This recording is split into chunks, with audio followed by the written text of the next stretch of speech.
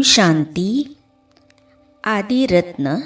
इस पुस्तक में आज हम पढ़ेंगे आदि रत्न दीदी मनमोहिनी जी के बारे में। दीदी जी का लौकिक नाम गोपी था। आप एक बहुत ही नामी गिरामी धनाढ्य सिंधी परिवार से थी। यज्ञ की स्थापना के समय किसी की परवाह किए बिना अनेक बंधनों को तोड़ते हुए आप अपनी लौकिक माँ क्वीन मदर और लौकिक बहन शील के साथ झाटको रूप से समर्पित हो गई। आप में अनेकानेक विशेषताएं थी। आपका बाबा से अटूट प्यार था। हर पल हर बोल में बाबा बाबा ही निकलता था। आप दिलवाला की सच्ची दिलरुबा थी। दीदी को अव्यक्त नाम मिला मनमोहिनी। दीदी के सानिध्य में जो भी आता दीदी उसका मन ऐसा मोह लेती थी जो वह बाबा का बन जाता था। विभाजन के बाद सन 1952 से भारतवर्ष में जब ईश्वरीय सेवाएं प्रारंभ हुई तब आप पहले पहले दिल्ली, इलाहाबाद आदि स्थानों पर त्याग तपस्या के आधार पर कई सेवा केंद्र खोलने के निमित्त बनी और मातेश्वरी जगदम्बा माँ के अव्यक्त होने के पश्चात सन 1965 से आप फिर से बाप दादा के साथ मधुबन में रहकर यज्ञ की इंटरनल कारोबार को पूरे प्रशासन को संभालने के निमित्त बनी। सन 1969 में ब्रह्मा बाबा के अव्यक्त होने के पश्चात दीदी और दादी की जोड़ी ने पूरे यज्ञ को संभाला। दोनों ने मिलकर माता पिता के रूप में देश विदेश के सर्व ब्राह्मण परिवार की निस्वार्थ पालना की और पूरे विश्व में सेवाओं का खूब विस्तार किया। दीदी दादी की जोड़ी को सभी कहते थे शरीर दो है, आत्मा एक है। ऐसी एकता का प्रमाण देकर एक दो की राय को सम्मान देते हुए यज्ञ को निर्विघ्न बनाया। आप 28 जुलाई 1983 में अव्यक्त वतनवासी बन एडवांस पार्टी में चली गई।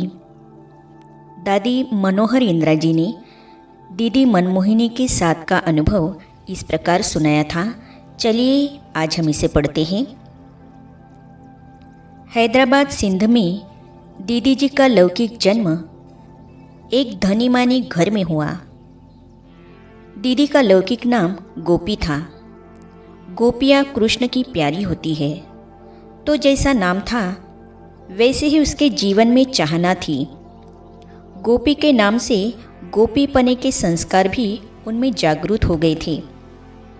उन्होंने अपने मुख से स्वयं हमें बताया कि मैं श्री कृष्ण की भक्तिन थी और दिल में चाहना थी कि जैसे गोपियों का जीवन था वैसे मेरा भी हो, परंतु ड्रामा में हर एक बात समय आने पर ही मर्ज होती है। अपनी कमाई से दान करने की लगन। दीदी की शादी 10 वर्ष की बाल्यावस्था में हो गई थी। दीदी कपड़े सिलाई में बहुत होशियार थी। हाथ में बहुत सफाई थी। बड़े घर के होने के कारण सिलाई करने की उन्हें ज़रूरत नहीं थी। जिसके साथ शादी की वो भी बहुत पैसे वाला था। पर दीदी की भावना यह थी कि मैं जितना अधिक पैसा कमाऊंगी उतना अधिक गरीबों को दान कर पाऊंगी। अपनी मेहनत से पैसा कमाकर दान करने का अधिक पुण्य मिलता है। जब बाबा ने बड़े बेटे की शादी रचाई थी तब शादियों के दिन होने के कारण कपड़े सिलाई वाले नहीं मिल रहे थे। बाबा को मालूम था कि गोपी बहुत अच्छे कपड़े सिलाई करती है। बाबा ने जब दीदी को कहा तो दीदी ने कहा कि मैं 2 दिन में कपड़े सिलाई करके दे दूंगी। जसोदा माता तो बहुत खुश हो गई। इस प्रकार बाबा के घर दीदी का आना जाना प्रारंभ हो गया। बाबा के घर में धन बहुत था, पर धन के साथ साथ भक्ति और नम्रता भी बहुत थी। बाबा से श्री कृष्ण की भासना आई। जब बाबा के घर में सत्संग शुरू हुआ तो पहली बार दीदी अपनी माँ के साथ वहाँ गई। बाबा अपने छोटे से मकान में बैठा था। गीता का पाठ चल रहा था। दीदी को उस सत्संग में आनंद बहुत आया। जब सत्संग पूरा करके बाबा उठा तो बाबा ने दीदी को अपने पास बुलाया और पूछा, तुमने सुना? तुम्हें कैसा लगा?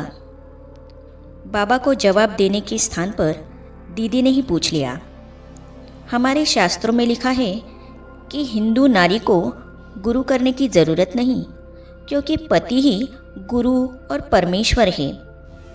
बाबा ने कहा, बच्ची, मैंने तो कहा ही नहीं कि तुम मुझे गुरु बनाओ। यहाँ गुरु बनाने की तो बात ही नहीं। यह तो ज्ञान है। इस ज्ञान से जीवन बनता है। बच्ची, अगर तुम रोज़ आओगी, 7 दिन तक सुनोगी, तो तुम्हारा जीवन बहुत ऊंचा बन जाएगा।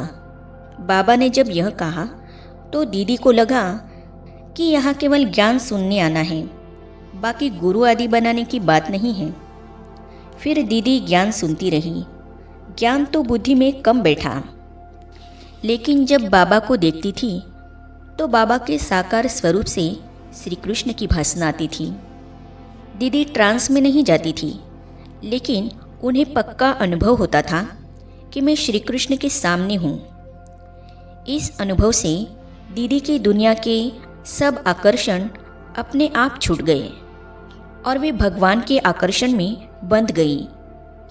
बाबा और बाबा की हर वस्तु से प्यार।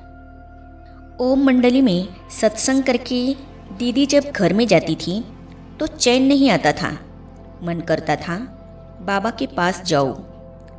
थोड़े समय बाद बाबा कश्मीर चले गए। फिर कश्मीर से बाबा के पत्र आने लगे। बाबा के पत्रों को पढ़ पढ़कर गोपी रोती रहती थी कि बाबा कब आएंगे। पत्रों को छिपा कर रखती थी। पत्रों को प्यार करती रहती थी। बाबा के पत्रों में बहुत मिठास और रूहानी स्नेह होता था, तो गोपी को उन पत्रों से बहुत स्नेह हो गया। बाबा से प्यार तो बाबा की हर वस्तु से प्यार हो गया। शांत समाधि में रहना। एक बार इसने बाबा से पूछा कि बाबा, पति कहता है कि मेरे साथ सिनेमा में जाओ, तो मैं जाऊँ क्या? बाबा ने कहा, बच्ची, तुम जाना, पर बाबा को याद करना। तुम अपनी मस्ती में रहना, शांत समाधि में रहना, निज अवस्था में टिकी रहना। बाबा ने कहा, बच्ची, तुम बड़े घर की हो, ऐसे ना हो कि झगड़ा हो जाए, नहीं तो सारी कन्याओं माताओं पर बंधन आ जाएगा। तुम बड़ी हो, युक्ति से चलती रहना। बहाना मिला। दीदी का पति यूँ तो अच्छा था, पर एक दिन पति को बड़ा गुस्सा आ गया। कभी हाथ नहीं लगाया था, लेकिन उस दिन गुस्से में हाथ भी लगा दिया। हाथ लगाया तो चश्मा गिर गया, शीशा टूट गया। दीदी को बहाना मिल गया। दीदी ने कहा, आप विकारों के कारण मुझे मारते हो। आपको विकार प्रिय है या मैं प्रिय हूँ? अगर ऐसा है तो अभी ही मुझे छोड़ दो। आगे हम पढ़ेंगे, दादा चंद्रहास दीदी के परिवार से ही थे। दीदी के लौकिक जीवन के बारे में उन्होंने लिखा है, तो इसे हम पढ़ेंगे अगली कड़ी में। तो ये जानने और पढ़ने के लिए इस चैनल को सब्सक्राइब करने के साथ ही साइड में जो बेल आइकॉन है उसे भी क्लिक कीजिए, ताकि आने वाली सभी वीडियो और अब तक की सारी वीडियो आप तक पहुंचती रहेगी। ओम शांति।